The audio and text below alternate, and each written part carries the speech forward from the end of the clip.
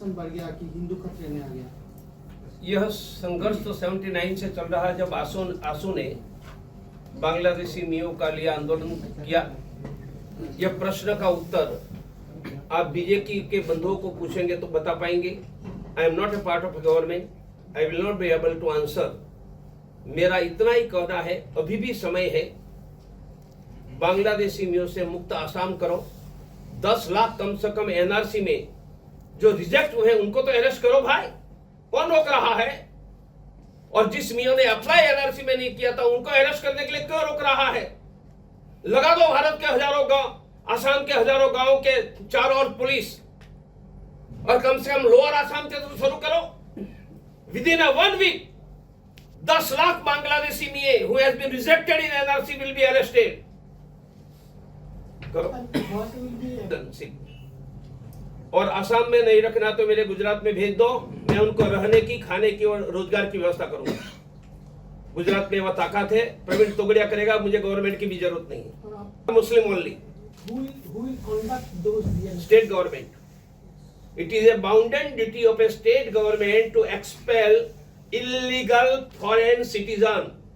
It is a constitutional duty of the state and central government. It should be done by state government. DNA test के हजारों machine portable उपलब्ध है, there is no excuse. और आसाम सरकार machine नहीं खरीदती है तो प्रवीण तोगड़िया देश से पैसे मांग कर डोनेशन में डीएनए मशीन दिलवा दूंगा। रिजेक्ट हो गई है, मैं नहीं रिजेक्ट करता हूं, it has been already rejected. NRC has been rejected, already rejected. There is no question of doctor Praveen Togadia to reject it. It was rejected, it is not accepted by state government. Any study survey, whether accepted by state government or not, is important. NRC is not accepted, already cancellation has been declared, and yet I suggest, जो 10 लाख बांग्लादेशी मियों का NRC में नाम reject हुआ था, उनके तो डेटे हैं, उनको तो पकड़ो। एक क्वेश्चन अमित भाई को मिल सकते हैं, बोला था नहीं कोई मुझे नहीं, मैं चाहूँ तो मिल सकते हैं, मेरे भाई हैं, मैं अभी फोन करूंगा तो बात कर सकता हूँ।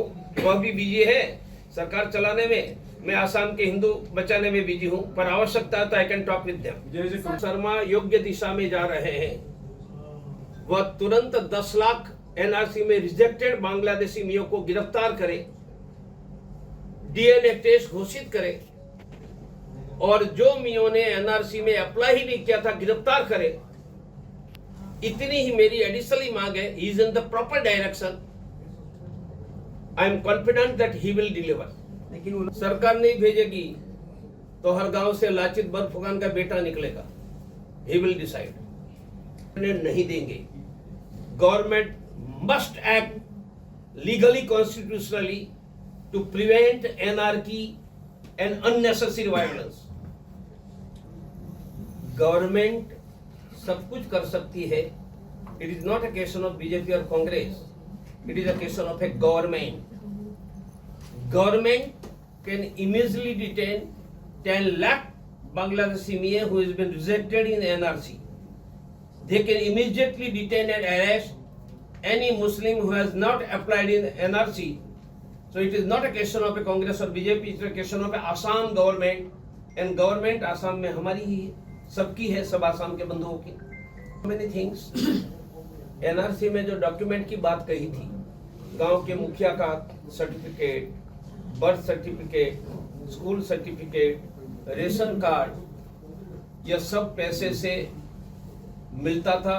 उनके डॉक्यूमेंट यहाँ के मीडिया से दिखाया है, इसलिए एनआरसी फेल हो गए।